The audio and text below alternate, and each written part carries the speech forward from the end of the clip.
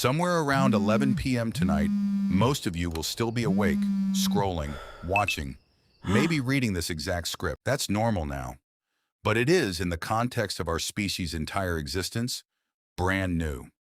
For the overwhelming majority of the time humans have existed on this planet, there was no way to push back the darkness.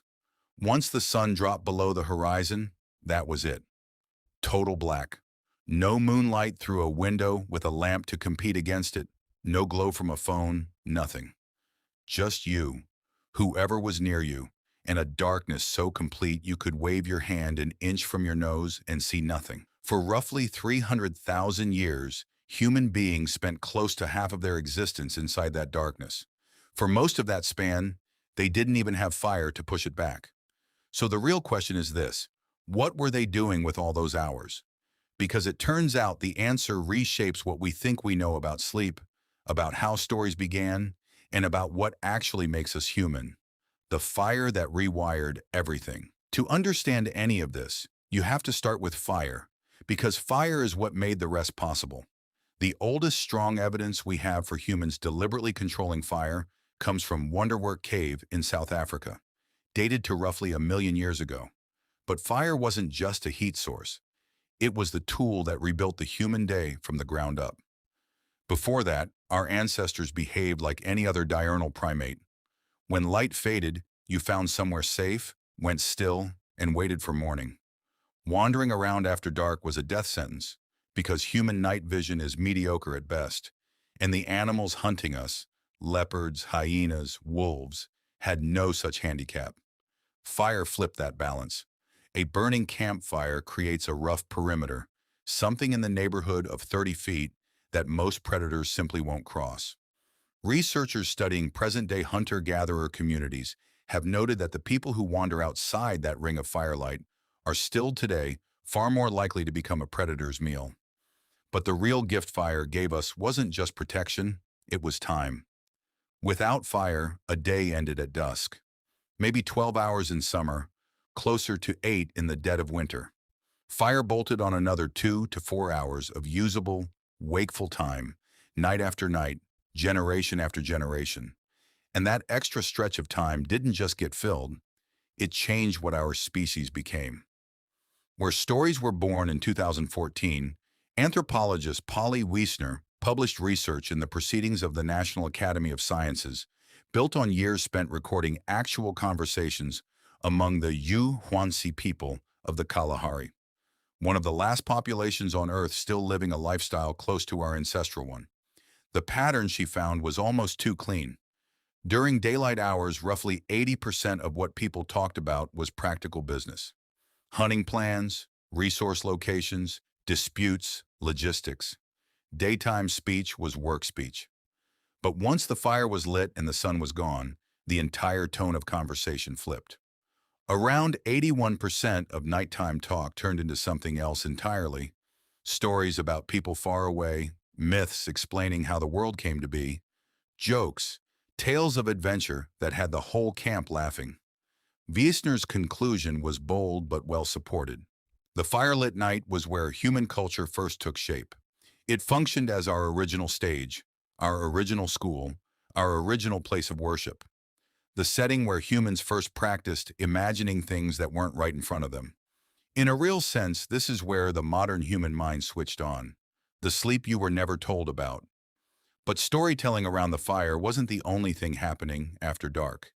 There's a second discovery, one that sat buried in historical archives for centuries until scientists stumbled back onto it roughly 30 years ago. And it suggests you were never meant to sleep the way you sleep tonight. In 2001, historian Roger E. Kirch published the results of 16 years spent combing through old documents. Prayer manuals, court transcripts, personal diaries, medical texts, private letters, even lines from Homer. He turned up more than 500 references, scattered across centuries and cultures, all pointing to the same forgotten habit: first sleep and second sleep. Before artificial lighting reshaped the night, people didn't sleep straight through. They'd go to bed not long after sunset, sleep for around 4 hours, then simply wake up. For an hour or two, they'd stay conscious in the dark. then drift back down for a second 4-hour stretch until morning. This wasn't a sleep disorder, it was the default. It's how essentially everyone slept everywhere for most of human history. And that gap in the middle of the night wasn't wasted. People used it for all kinds of things. One French physician in the 1500s reportedly told couples the middle of the night window was the ideal time to conceive.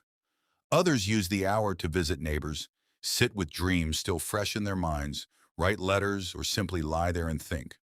A medical manual from the same century described this stretch, sometimes called the watch, as the best time for quiet study and reflection when the household was silent and the mind was unusually clear. Historians had actually been reading these references for generations, but kept translating first sleep into other, more familiar-sounding phrases. Because the idea of sleeping in two separate shifts seemed so foreign that it didn't occur to anyone it might be literal. The assumption ran so deep that ancient Greek and medieval texts were repeatedly mistranslated to fit a modern, single-block idea of sleep. Then decades later, a lab experiment confirmed what the old documents had been saying the whole time. In 1992, psychiatrist Thomas Ware, working at the National Institute of Mental Health, stripped a group of volunteers of all artificial light. For a full month, they lived through 14 hours of true darkness every night, roughly what our ancestors experienced before fire extended their evenings. Within a few weeks, every participant, without being coached in any way, settled into the exact same rhythm, about 4 hours of sleep, then 1 to 3 hours of calm wakefulness, then another 4 hours of sleep. Nobody suggested this pattern to them. Their bodies simply produced it, as if a dormant program had been sitting there the whole time, waiting for the artificial light to finally get out of the way. Vare also tracked hormone levels during that middle waking window and found something unexpected. Elevated prolactin, the same hormone associated with meditative states and post-orgasmic calm. Subjects described the experience as peaceful, quiet, almost trance-like. It wasn't simply an interruption in sleep, it was its own distinct state of mind, one that almost no one alive today has ever actually experienced. How the dark got erased. So what wiped this pattern out? The answer is almost embarrassingly simple: light. Starting in the 1600s, cities began installing street lamps.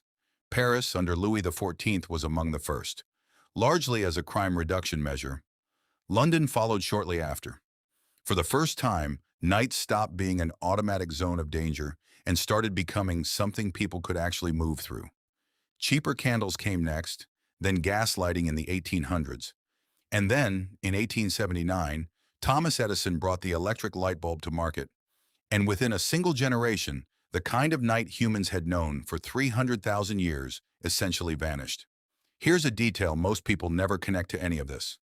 The word curfew comes from the French couvre-feu, literally, cover the fire. In medieval towns, a bell would ring each night as a signal for households to smother or put out their fires. This wasn't primarily a safety measure. Night was simply supposed to be dark. Night was for sleeping, and it was treated as inherently dangerous. In many medieval European towns, being caught outside after dark without a lantern was against the law. The night belonged to threats, both real and imagined, and people feared it in a way that's genuinely difficult for us to relate to now. Then we beat it. We drowned it in artificial light and called that progress. But something got lost in the trade. What we actually lost today, the average person is exposed to artificial light for 7 to 8 hours after sunset.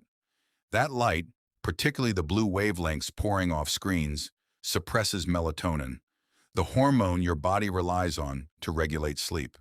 Your retina can't tell the difference between a light bulb and the sun. When light hits it at 11 p.m., your brain reads that as daytime. Melatonin release gets delayed, sleep gets fragmented, and a circadian rhythm shaped over millions of years gets thrown off course. It doesn't take long to reverse, though. Studies on people who go camping for even a single week with zero artificial light show their melatonin timing shifting back by close to 2 hours.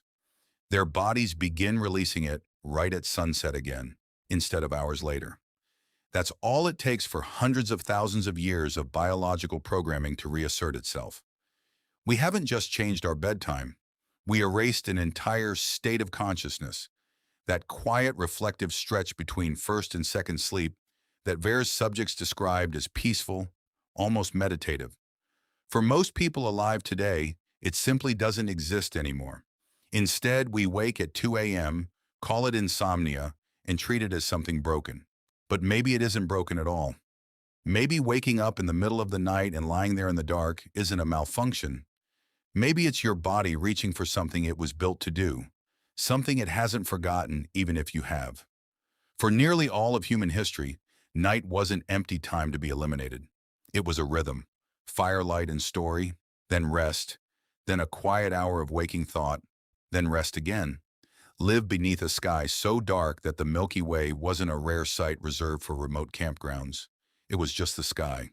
And in that quiet hour between sleeps, people lay awake in the dark and thought about their lives, their dreams, and the world waiting for them at sunrise. We traded all of it for a light switch, and most of us never even noticed it was gone.